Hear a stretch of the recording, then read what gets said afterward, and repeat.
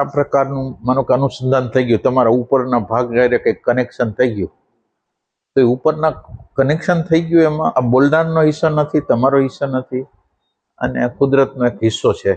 તો આમાં આપણું કરતાપણું ક્યાં છે? આવી રીતે તમે અકર્તા પણ માનો કે તમે બેઠા છો ને અચાનક રીતે આનંદ આવી જાય છે, અચાનક રીતે. એટલે તમે હંમેશા વેરીફાઈ કર્યા રાખો કે જે કેટલી વસ્તુ તમે કરતા નથી અને થાય છે, જે કરતા નથી અને થાય છે, તો એ વસ્તુને તમે વધારે સિંક્રોનાઇઝ જોતા જાઓ, એટલે તમારી અંદર કરતાપણું છે એ ઓછું થશે. કેટલી વસ્તુ આપણા હાથ બહારથી ચાલુ થાય છે.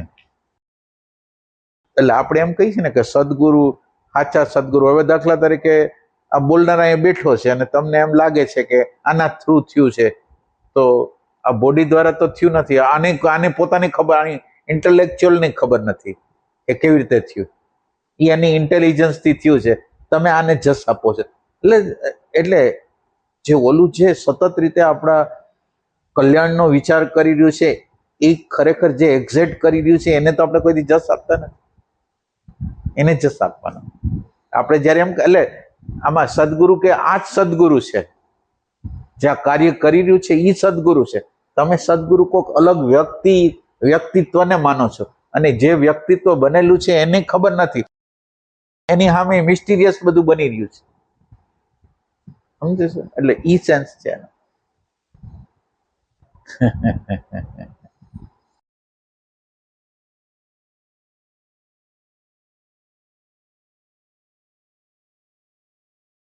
તમે વાત કરી હતી કે આપણે કાર્ય કરતા હોય ત્યારે સજાગ અને જ્યારે ધ્યાન કરતા હોય ત્યારે રિલેક્સેશન. ના, કાર્ય કરતા હોય ત્યારે રિલેક્સેશન. ધ્યાન છે એમાં તમે વિષય શું રાખ્યો છે, તમે અંદર શું જોવા માંગો છો, ક્યાં રહેવા માંગો છો, એ તમારા મને માનો કે શ્વાસમાં તમે નક્કી કર્યું છે કે શ્વાસમાં રહેવા માંગો છો, તો તમારા માટે શ્વાસ મહત્વનો છે. અને શ્વાસમાં તમે શું કામ રહેવા માંગો છો? શ્વાસમાં શું કામ રહેવા માંગો છો? હું તમને પ્રશ્ન કરું તો આમ આપણે એવું સાંભળ્યું છે કે આપણે અંદરની હાજરી છે એ ધારણા શક્તિ છે, બરાબર, એ વધારે પ્રબળ થાય. બરાબર. એટલા માટે શ્વાસનો ધારણા શક્તિ વધારે મજબૂત થાય. અને ધારણા શક્તિ મજબૂત થાય પછી શું કરશે? પછી પોતાની જોવાની શક્તિ આવશે. એટલે અત્યારે એટલે આનો એનો અર્થ, અત્યારે હું શ્વાસમાં છું એનો અર્થ એમ છે કે અત્યારે ડાયરેક્ટ રીતે કોન્શિયસનેસને અડી નથી શકતો, ડાયરેક્ટ રીતે કોન્શિયસનેસને અડી નથી શકતો. અને કોન્શિયસનેસને અડવા માટે મારી પ્રેઝન્સની જરૂર છે, પ્રેઝન્સ છે એની જરૂર છે. અને મારી પ્રેઝન્સ થવાથી મારી અંદર ડિસઓર્ડર જેટલા હશે મને દેખાવાના છે, અને એ દેખાયા પછી એને દૂર કરવાના છે. એના માટે પ્રાઇમરી સ્ટેજ ઉપર હું આ કરી રહ્યો છું. આ બરાબર છે આટલું? એટલે તમારી આગળ ક્લિયર કટ નકશો હોવો જોઈએ કે તમે અત્યારે કોન્શિયસનેસને અડી ના શકો. તો કોન્શિયસનેસને અડી ના ગો તો શું? ના, એટલે તમારું હોવું જોઈએ. આ ઘરની અંદર તમારું હોવું જોઈએ. એટલે તમારું હોવું થશે એટલે આ ઘરમાં જે થાય છે એ તમને ખબર પડશે. એટલે કેટલા ડિસઓર્ડર અંદર હાલે છે, કેઓટિક સ્થિતિ કેવી હાલે છે, એ તમને ખ્યાલ આવશે ને. એટલે તમારી આગળ ક્લિયર નકશો હોવો જોઈએ કે મારે આ માટે કરવું. એટલે ઈ આપણે ધ્યાનની વાત એવી કરેલી, એટલે આ ધ્યાનની આપણે સામાન્ય રીતે ધ્યાનની વાત નહીં કરેલી. એ તો કુદરત છે, આ તમારા પ્રયાસના પરિણામે તમને અંતર્મુખ શાંતિમાં, પ્રેમમાં, આનંદની અંદર તમને મૂકી દે. એની મેળે જ, આપણી તો કઈ પ્રયાસ નથી, પણ એને એના પોતાના પ્રયાસથી આપણને, આપણે કંઈક કામ કરી છે ને એ કંઈક અંદર કંઈક પ્રક્રિયા કરવા માંગે છે ને કે તમે, હું આનંદ આપવા માંગુ છું, શાંતિ આપવા માંગુ છું, તમારે જો અત્યારે શક્ય હોય તો બેસો, તો આપણે બેસી જાય. તો એ એક ધ્યાનની પ્રક્રિયા છે, એમાં શાંતિ આનંદ મળે છે. એ જાગૃત વ્યક્તિની વાત કરી હતી આપણે. અને એ જાગૃત વ્યક્તિ જ્યારે વર્ક કરે છે ત્યારે જે કર્મ હાલે છે એની જાગૃતિ હાલે છે એની. એ રીતે તો વાત તે રીતે કરી હતી, એ રીતે કરી. અત્યારે હોવાપણું મન બુદ્ધિમાં હોય. હોવાપણું એટલે બને કે એમાં તમારે હાયર હોય. માનો કે તમારી હાજરી જ્યારે તમે કરતા હો ત્યારે બુદ્ધિ છે એની સજાગતા વધી ગઈ, બુદ્ધિની હાજરી વધી ગઈ. બુદ્ધિમાં હાજરી વધી જાય તો તમને દેખાવ માંડે.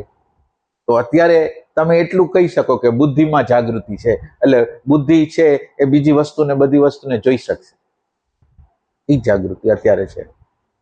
અને હવે હાયરમાં, એટલે હાયર આપણે કોઈ પણ વસ્તુને હાયર કહી દઈએ, શૂન્યતાને હાયર કહી દઈએ છીએ, ફલાણાને શૂન્યતાને હોવાપણું કહી દઈએ છીએ. જ્યારે શાંત અવસ્થા હોય એને હોવાપણું એટલું બધું સહેલું નથી. હોવાપણું એમ ના આવે કોઈ દી. હોવાપણું બધા અણુ પરમાણુનું વિસર્જન થઈ જાય ત્યારે હોવાપણું હોય. હોવાપણું અત્યારે તમને જે હોવાપણું લાગે, માનો કે કોઈ શાંતિ લાગે, કોઈ આનંદ લાગે, તો એ શાંતિના આનંદની નીચે કેટલાય અણુ પરમાણુ પડેલા છે. એટલે અણુ પરમાણુ પડેલા છે એનો અર્થ એમ છે કે આ શાંતિના ગર્ભમાં હેતુઓ પડેલા છે. એટલે આ હોવાપણું પ્યોર નથી એમ સમજ્યા.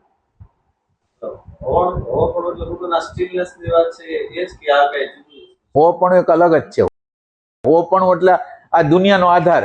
માનો કે અત્યારે તમને આ જે ટીવી દેખાય છે, હું જોઉં છું, તો તમારી પાછળનો જે પડદો છે ને એ હોવાપણું. તમારી પાછળનો, આ શરીરની પાછળનો, આ મનની પાછળનો, આ હેતુની પાછળનો પડદો, જે પડદામાં બધું દેખાય છે એ હોવાપણું છે. એટલે હોવાપણું છે એની અંદર એક કોઈ અણુ પરમાણુ ચોટેલા નથી, એક અણુ પરમાણુ ચોટેલા નથી. અને હોવાપણું છે એ બધાનો આધાર છે. એટલે તમને જે દેખાય છે, જેટલી પ્રતીતિઓ થાય છે, એ પ્રતીતિમાં સતનું તત્વ તમને જે દેખાય છે એ ખોટી હાવ વસ્તુ છે, અને જે નથી દેખાતું અને જે એનો આધાર છે એ સત છે, એ હોવાપણું છે. અત્યારે જે દેખાય છે એ છે જ નહીં, જે દેખાય છે જ નહીં, એક સેન્સ એના અર્થમાં, હોવાપણાના અર્થમાં કહી છે. એટલે તમને કઈ છે લાગે ને, કોઈ પણ વસ્તુ છે લાગે ને, એ છે પણ એનું નથી. દાખલા તરીકે આપણી અંદર એક વૃત્તિ બને, વૃત્તિ શબ્દ આકારે, સ્પર્શ આકારે, રૂપ આકારે, રંગ આકારે વૃત્તિ બને, એ આની એનર્જીથી જ, પાછું બીજી રીતે કોઈને, આની એનર્જીથી બને.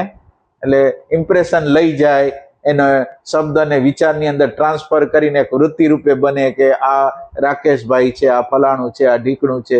તો આ રાકેશભાઈ છે એ તો વૃત્તિ બની, પણ એને જોનાર કોઈ નથી.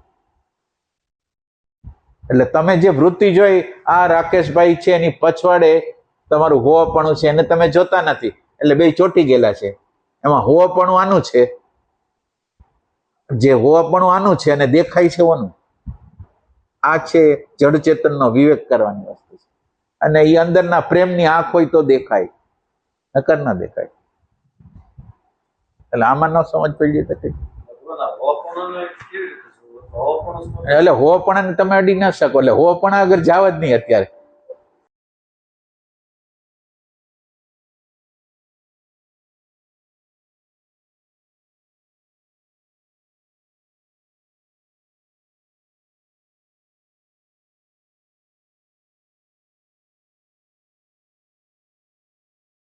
એટલે આપણે હોવાપણાના પ્રકારો પાડી શકીએ. માનો કે હોવાપણું છે ને, એના પ્રકારો પાડી શકીએ. ભગવાન આ એક નંબરનો હોવાપણું અલગ છે. મેં આ વાંચ્યું. એટલે એ ખરું. તમે 1 થી 7 લગીનો કરો તોય ચાલે.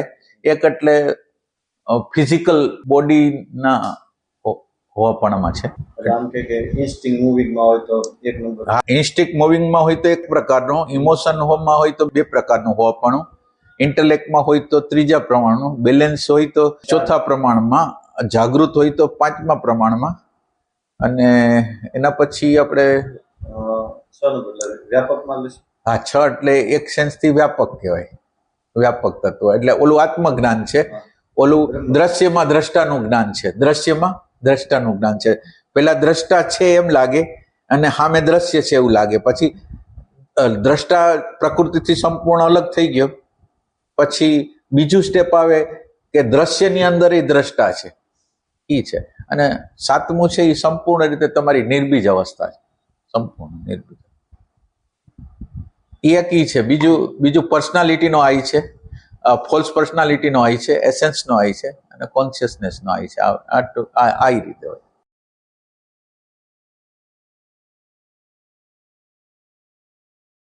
એટલે તમે ક્યાં છો એ તમારે જોવાનું છે.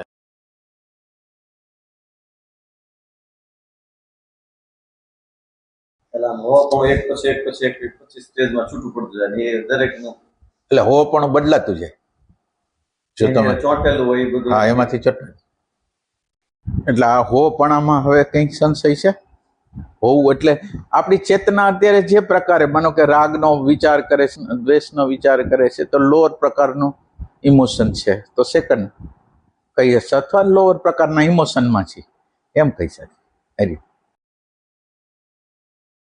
પછી આ પ્રમાણે એમ કે જસ્ટ ટુ બી માત્ર હો તો એના લેવલનું હો હોવાની વાત. એ એના લેવલનો એ આપણા લેવલનો એના લેવલ.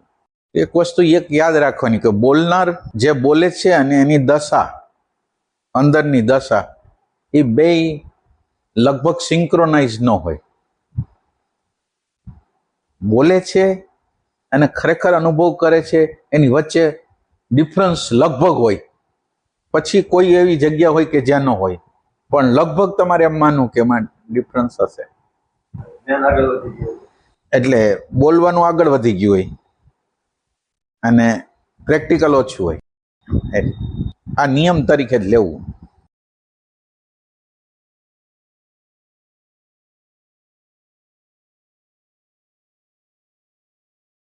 એટલે ઘણી વ્યક્તિઓ બહુ સરસ રીતે બોલતી હોય, બહુ હાઈ ક્લાસ હોય, પણ એનો અર્થ એમ નથી કે એ જગ્યાએ છે. હંમેશા શબ્દ અને આચરણ વચ્ચે ફરક હોય.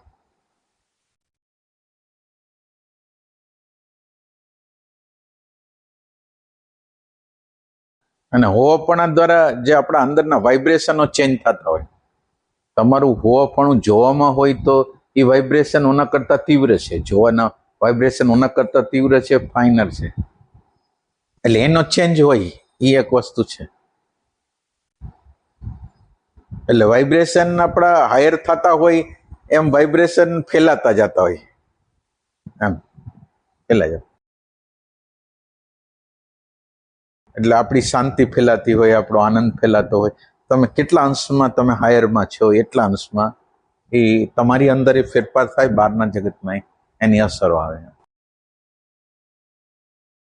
સંત પર એની પાસે જાય એટલે રિયલ છે તો એનો વાઇબ્રેશન કે વાઇબ્રેશન સંતાડી નથી નાખે. ના, એટલે વાઇબ્રેશન પ્લસ અન્ડરસ્ટેન્ડિંગ. એટલે તમે હવે એની હારે વાતચીત કરશો તો એ વાતચીતની અંદર સમજ કેટલી છે એ બહુ મહત્વપૂર્ણ છે. વાઇબ્રેશન નહીં બતાવે, જે એની અંદરની જે બોલવાની રીત રસમ, બોલવાની જે રીત છે ને એ એનું જ્ઞાન બતાવશે. એટલે જ્ઞાન એટલે બેયની કસોટી બે વસ્તુને જોવાનો છે, એક વાઇબ્રેશન પ્લસ એની અંદરની અન્ડરસ્ટેન્ડિંગ કેટલી છે એ બે જોવાનું છે. વાઇબ્રેશનથી જજ નહીં કરવાનું. ઘણીવાર ઘણા લોકોના વાઇબ્રેશનો હાયર થઈ જાય છે કોઈ પણ કારણસર, કોઈ આકસ્મિક રીતે, બીજી રીતે, ત્રીજી રીતે એવા પ્રયોગ કરીને, ખબર નહીં. પણ એટલે એ હાયર વાઇબ્રેશન ઉપર ભરોસો ન કરવો, પણ સમજ ઉપર. એમ કે એક એની વાત અને એક એનો વ્યવહાર, બે વસ્તુ એના માટે.